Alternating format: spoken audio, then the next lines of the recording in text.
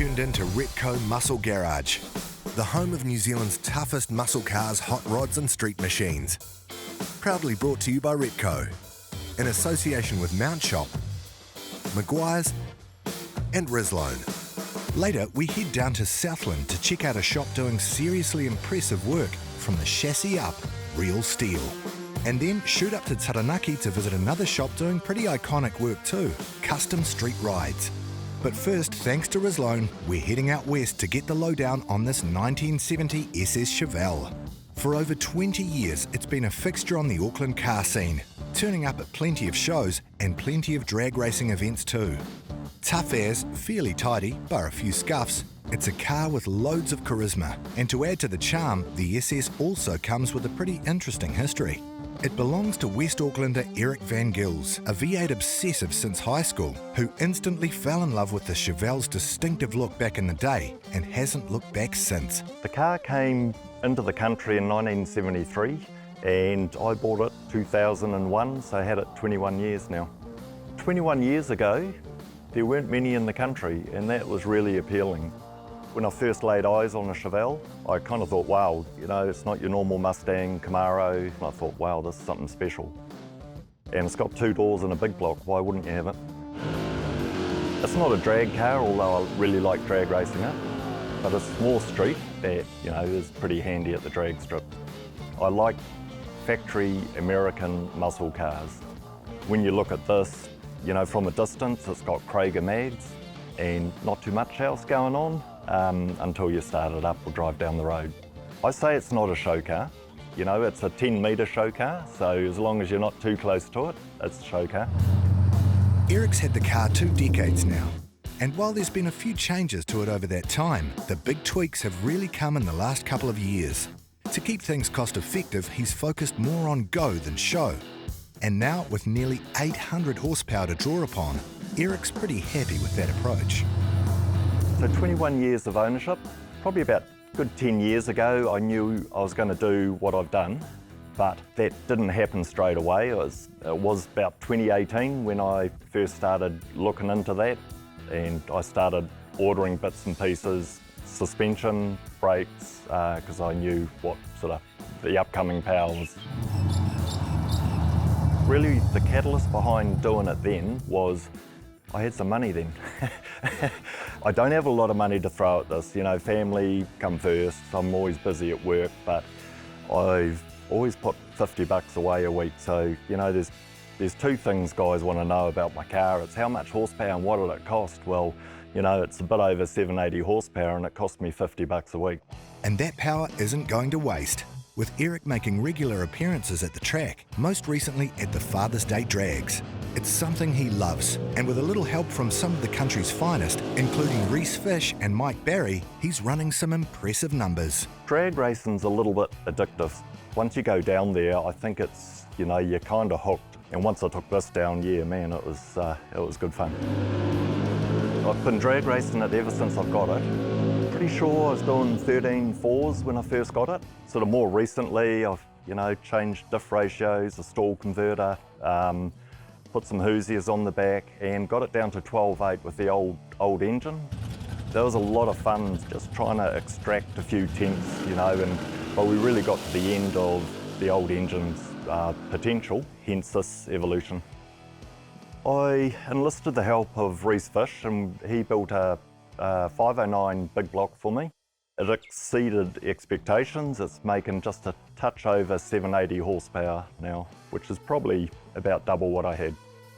So it's naturally aspirated. Horsepower is 781.7 to be exact. So, which is, yeah, quite a challenge sort of leaving the line, and I didn't know how it would go at the drags, so just recently completed Father's Day drags. So I took it pretty easy initially and sort of leaned on it a little bit later on in the day.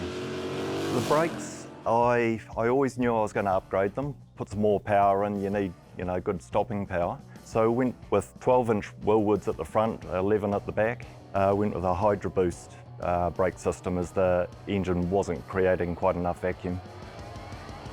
Yeah, the interior's not changed, apart from if you look in there, there's a little red button in there on the shifter.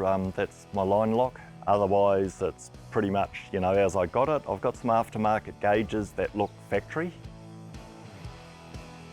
My personality, I prefer to blend into the crowd, but unfortunately, I think I picked the wrong car for that. It does stand out, but yeah, it's just a cool car. It's something a little bit different in this country. Eric gravitated to the Chevelle because of its unique looks, not realising when he first picked it up that it would also have a unique story to go with it, involving a pretty amazing coincidence spanning 2 continents, plus an SS Monte Carlo belonging to his good mate Pete.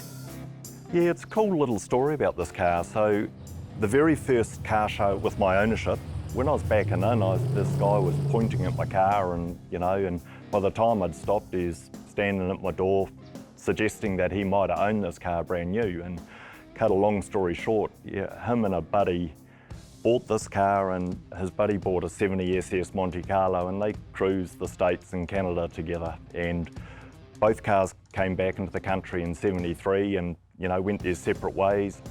We did the check the VIN number, so sure enough it was his car, and sure enough my buddy owns the same car his buddy owned, so yeah, you wouldn't believe it. So, you know, 2 buddies over there sort of driving around and now they've sort of wound up together again. It's been a 20-year journey to get the Chevelle to where it is, something that truly lives up to the muscle car name. So, what's next? What's next? $50 a week, we'll keep saving. The horsepower thing's a little bit addictive, so I'd love to do panel and paint and get it done, but I'm pretty happy with how it is now, and I'm picking it might have an upgrade under the bonnet before too much longer, but you'll have to watch this space.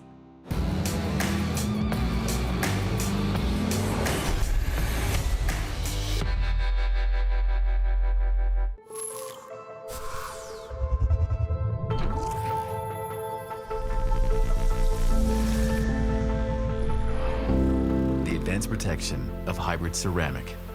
Whoa. Now in 3 easy-to-use products. In original spray wax, now as a liquid wax, and a spray detailer. Meguiar's hybrid ceramic family with advanced SiO2 technology. Meguiar's, ceramic made easy. Rizlone has been in engines almost as long as engines have been in cars. Why? Because from then until now, there's never been a perfectly clean fuel. This means every time you fill up, you're adding pollutants and contaminants to your fuel system. Rizlone Fuel Injector Cleaner can cure those woes and help save your engine. Rizlone Fuel Injector Cleaner adds an upper cylinder lubricant, providing double the cleaning power out of the same bottle. We know something about aging well, so when we say it's your engine's fountain of youth under a screw top, you can count on it. Rizlone is the original engine tune-up, available at participating stores near you.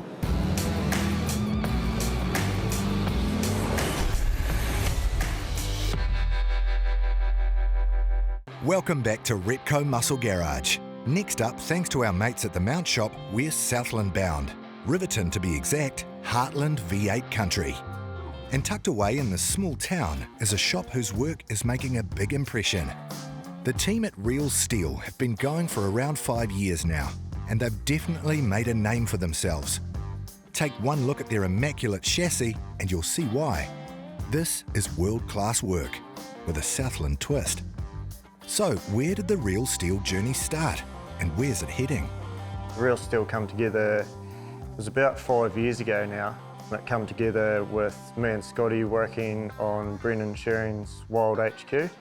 Several bears were involved in building that, and then we just throw ideas around as you do, and we thought, why are we doing our day-to-day job when we could be doing this for a living? And it's progressed from there. So there's 4 of us that work here, myself, Scott, my father Dave works here, and my uncle Steve. So Real Steel is literally and figuratively a family. And between this tight team, they have a wide skill set, meaning they've taken on an interesting range of projects, provided the cars come from the right place, that is. We've done things from hand-controlled 57 Ford for a guy in a wheelchair to working on the second fastest streetcar in the country, so all about anything Aussie and American, really. Normally get together and come up with ideas because you get tunnel vision on some things when you head down just concentrating on that, and it's good to all get involved in it and get someone else's opinion, eh? So it's good we really collaborate and work together well. Yeah, no one's upset each other yet, so no, it's pretty good. We're lucky we've got a good relationship, eh? Car culture in Riverton's huge for the size of the wee town. It's pretty diverse down here, eh? Like a big trend is the patina thing and all of that, you know, building a really neat chassis and driveline and then having the outside of the car looking old and original. Then at the same time, a lot of muscle cars down this end of the country as well. There's a good range down here and we're pretty spoilt for choice too. We're a real privilege to be able to work on a good range of that. You can't go a day without seeing an old V8 cruising down the street out in Riverton. It's really neat. For our trip, the Real Steel boys pulled together a few builds that they reckon define their style. Each is a daily driver, so utility and reliability are key. And another thing you consistently notice is that while looks are definitely in the mix, it's the fastidious work the guys do underneath that really sets them apart. 53 sheave truck. We built it for one of our great customers, so she uses it all the time. I think they've done 17,000 Ks in it since we built it. It was our first build to come out of the shop. 4-linked in the rear, we built the rear section of the chassis and we put, this has got a Mustang 2 front end in it and running an LS1 and 4L60 trans in this. Just set it up as a good driving truck. A few mods and that to it. This was all unearthed underneath the paint that was on it. It was like army green when it turned up and it got sanded back and that's what was found beneath it. So it's the way it stayed. We've been up to the beach hop in it, Kaikoura hop, and they just drive it everywhere. You see it all over the show, so it's really neat, eh? And very cool old truck and it still drives and handles really well too. So. Another truck blending a rough, tough exterior with seriously smooth handling is this 59 Apache. And again, the barn-find patina style disguises the fact that the boys have packed in some serious kick. His whole plan with the truck was late model running gear, make it sort of perform pretty well, handle good, and we actually ended up putting a fifth wheel hitch and that into the back of it. So he's got a fifth wheel camper. It's got an LSA in it out of a 2010 Camaro, 4L80 trans, put a jalopy front end in from Dave Sales, and it's got a 9-inch in the rear with coilovers, got an airbag assist on it for when he's got the fifth wheel on the back. It's a pretty good example of the work that comes out of here with building the chassis and setting all the suspension up. Like we literally ripped all the factory stuff out of it and set all the front end up to suit how we wanted it at our ride height, so it's got good geometry. Yeah, we had it on the dyno and it made about 550 horse, so definitely boogies and surprises a few people, looking like an old farm truck. Obviously, the Real Steel team love Aussie V8s too.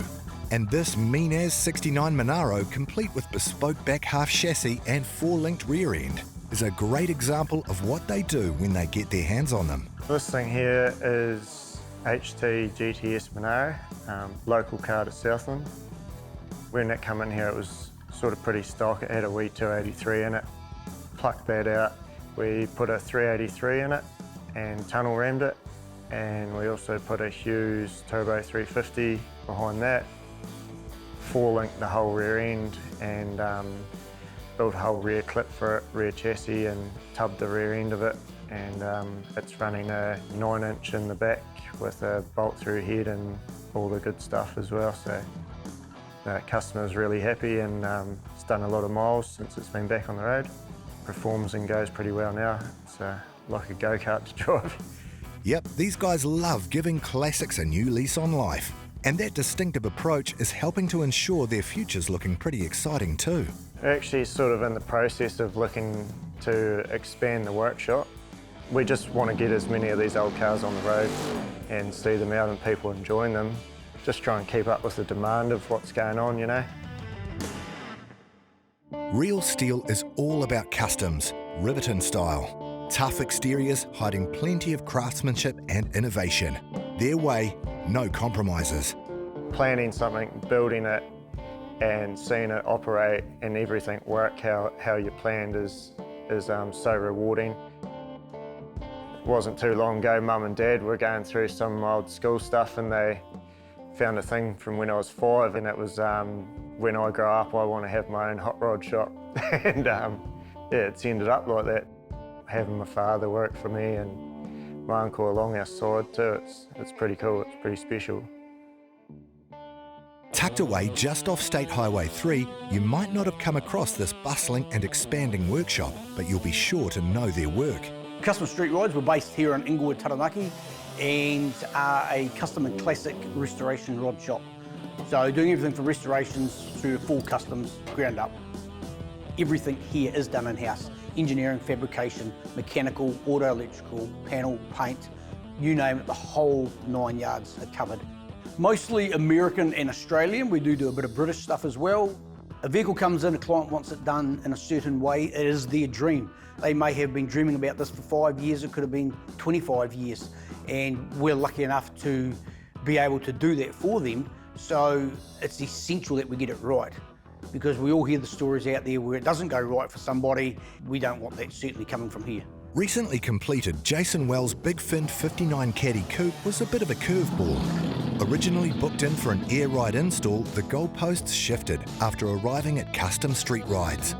Hidden rust would require the body and chassis to go separate ways during the repair before that old slippery slope. While we're here, we may as well do it, became the motto. Much of the panel and paint remains as delivered, but pretty well everything else has copped the CSR custom treatment.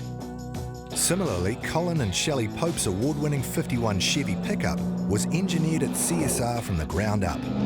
Stunning attention to detail and packed with modern mechanicals, the truck is just as much at home carving up Taranaki's winding roads as it is sitting pretty in show halls. This one-stop shop has mastered the art of a cohesive vehicle.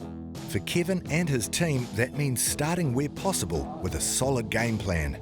100% it is, yep, most definitely. You've got to know what we're going to be doing, what the client wants right at the very beginning, you know, what their dream is of that vehicle and what it looks like. If you've got no idea, then you're just going into the build blindly. Everybody looks at the colours of the vehicles, you know, but a good stance on a vehicle is massive, you know. It's got to suit the era of that vehicle too, you know. You can have it slightly raised in the rear if it's a 50s vehicle or something, if you, depending on what look you're going for. Once again, back down to what the client wants. Good wheels, good starts, and great colours, you know, that really complement that vehicle. That's a blueprint that's applied to everything under the CSR roof, no matter the badge on the grille. At CSR, no day nor canvas is the same. Every build is a challenge, and they all present themselves different challenges on that job, you know. So the team of guys that we've got here, you know, the fabrication, the mechanical, the panel, the paint, all the boys are massively skilled and they've got the passion for building what they're building, you know. So they can all throw in their 10 cents worth, and that is taken on board because they come up with some great ideas, you know, and that's what makes the CSR build what it is. Everybody's input is very, very important, and at the end of the build, that's what shows up. You can make it look great, but if it doesn't drive and it's not a pleasure to start and it hasn't got the horsepower that it should have, it's all a waste of time. So yeah, Alistair's 68 C10, so that's a beautiful, beautiful truck, that one. I purchased that one in from the States a few years ago for him. It was a good driving vehicle, bit of rot in it, but that was about it. And built a new chassis for that, obviously, LT4 supercharged running gear on that one. Massive, massive build, a lot of technology in there. Alistair knew what he wanted in that vehicle, but he left it up to our professional advice of what and how it needs to be built. It seems CSR isn't shy of a Chevy truck or two, but occasionally there's one that doesn't trouble the panel and paint department too much. Okay, so we've got Chris's 66 C10. He had his dream of what he wanted with that one, so we put air ride in it. Well, when we got the vehicle, it wasn't in great shape. It had already had a chassis cut in the States before. It had been shortened down from a C20 to a C10 and running the original running gear in it. So he always wanted it left patinaed, and it's come a long way. We've had to do a lot of touch-ups around all of that, and then a nice matte clear coat over top of that, taken out that original 6, put in a small block 350, and then dressed that up all up once again, keeping to the theme of that vehicle. So you look around it, you can see how everything flows inside and out underneath. It looks really good. To be fair, the guys have all loved doing that build once again too, you know, because it's not all about the bling bling all the time, you know. When we can do a nice vehicle like that, it drives and handles as good as the other ones. It just hasn't got that shiny coat of paint. Building customers' dream vehicles might sound like the best job out there. No arguments from Kevin, but it's definitely no 9 to 5, and it's not one without embracing a few challenges along the way. Once they have told us how they want their dream to be built, we do not take that for granted one bit. To build that vehicle and get it to the point where they want it for the least amount of expense is a very hard job, but it is what it is, and if they want it at a certain level, that's where we will go to with it. Giving the vehicle back to the client when it's finished, there's nothing like seeing that satisfaction, you know. And once they get back to you a month or two later, you know, and they've been driving around in it and using it, not just parking it up, we get that good positive feedback. You know, we love that, you know. This is a dream job, and the guys that work here for us, it is a dream job for them too. You know, they've all done lots of other jobs before they came here, and they feel satisfied, I believe, you know, when they're doing a build for a client and they get to see what that final finished result is. It's a dream job, definitely. Thanks for watching. We'll see you next time on Repco Muscle Garage. Feel like your car could do with some TLC? No worries, we've got every base covered. Because we could be hooking you up with an incredible prize pack thanks to our sponsors. For a start, there's this massive Maguire's and Rislone Complete Car Care Pack valued at over $760. Thanks to Repco, we've also thrown in this amazing Mech Pro tool chest valued at $724. To stay on top of everything underneath, there's a $500 mount shop voucher. And last but not least, you'll also score a year's subscription to NZV8 magazine. That's a total prize pool of nearly $2,000. To enter, just head over to themotorhood.com and hit the Repco Muscle Garage link on the homepage. The winner will be drawn at the end of the series, so make sure you get amongst, because this prize pack is one major haul. Good luck. Repco Muscle Garage was proudly brought to you by Repco. It starts with the parts. Mount Shop Undercar Specialists. Maguire's, people who love cars love Maguire's. And Rislone, high performance additives for high performance vehicles.